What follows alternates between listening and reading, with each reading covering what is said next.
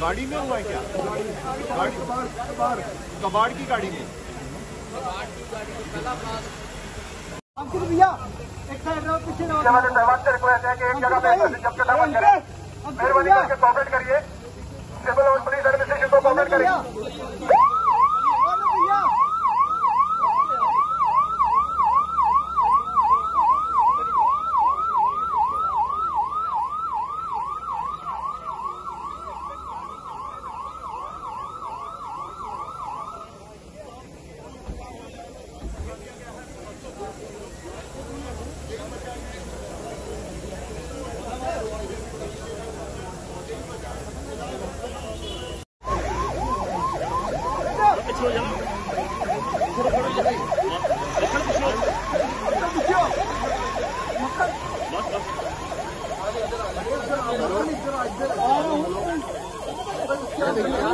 मक्खन बोला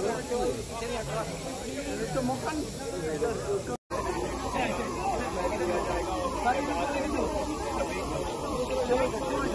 चलिए